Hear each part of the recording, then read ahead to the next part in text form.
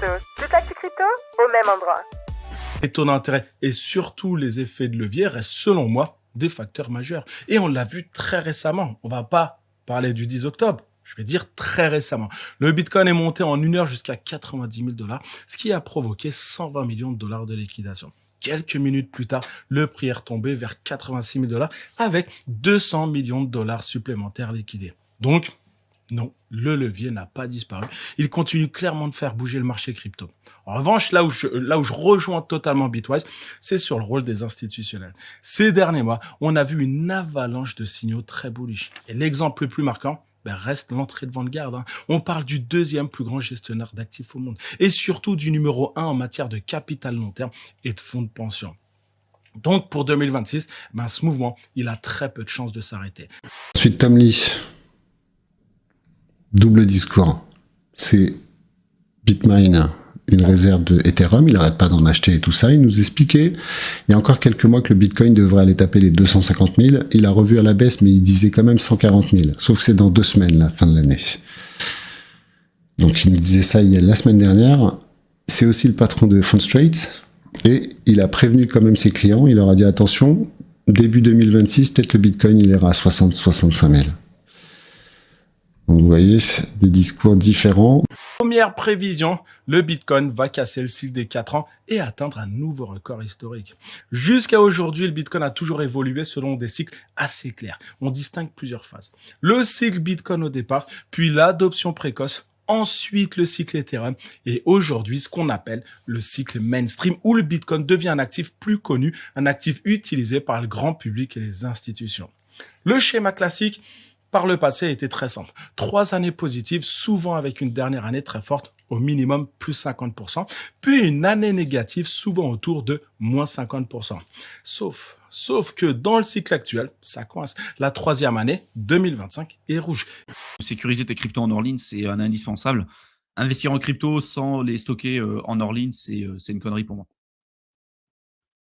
Il faut pas... juste de se dire, je vais pas aller stocker en hors-ligne et puis refaire une FTX.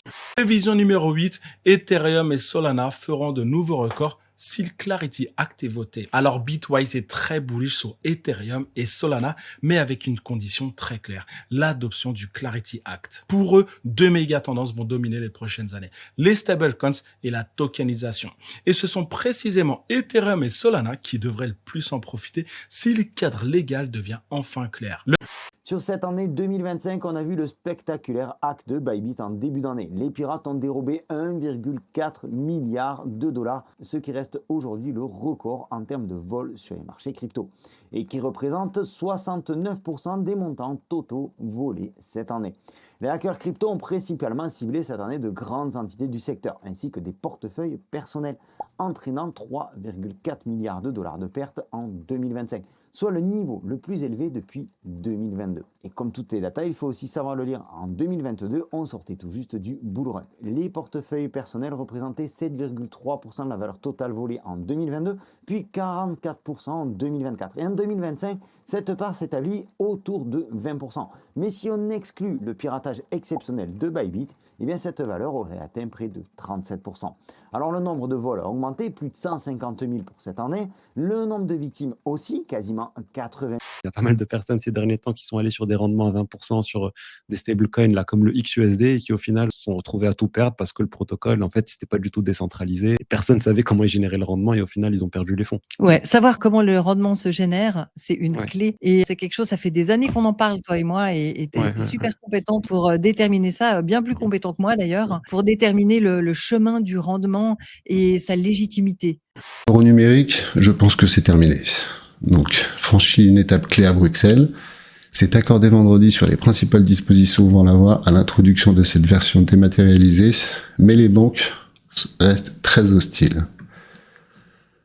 Vous l'avez entendu, ça s'est accéléré ces derniers mois.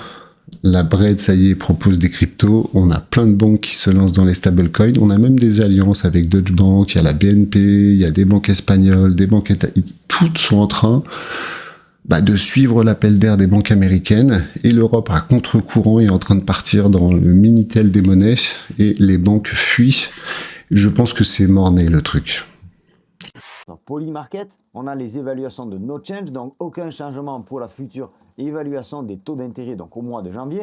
Eh bien, ce no change a brusquement chuté au moment de la publication de l'IPC, passant de 77% à 71% de chances qu'il n'y ait aucun changement. Et donc de l'autre côté, la diminution de 25 points de base des taux d'intérêt pour ce mois de janvier a très légèrement augmenté, passant de 22% à 28%. Et au moment où je tourne cette vidéo, eh bien, tout est rentré dans l'ordre. On n'aura très certainement pas de nouvelles baisses des taux d'intérêt au mois de janvier. Alors, donc on avait formé une phase de latéralisation depuis le 16 novembre.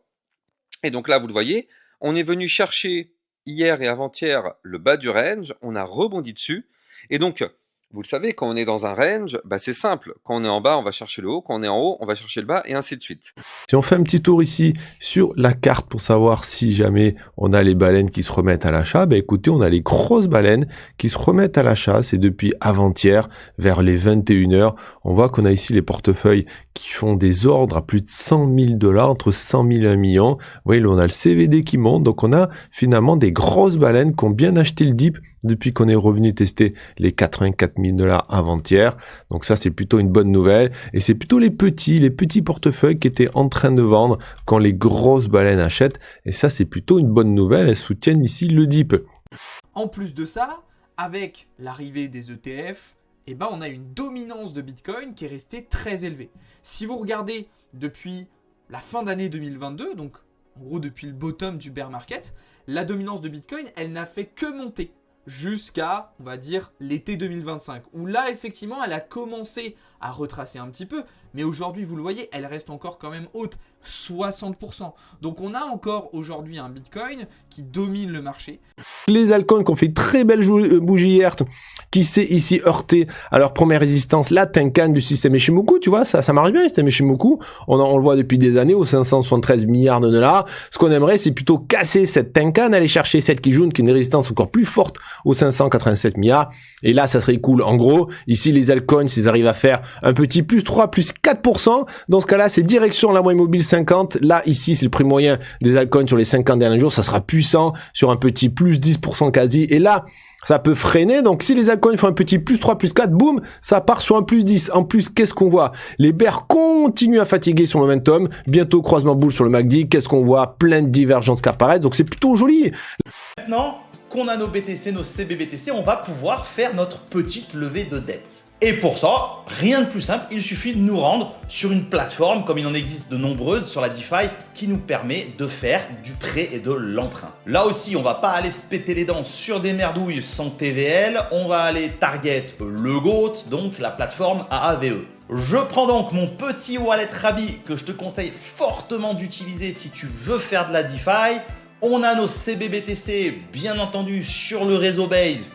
Comme ça, on ne se fait pas déchirer par les frais de gaz. Et hop, en quelques clics, voilà qu'on peut déposer nos CBBTC directement sur la plateforme AAVE.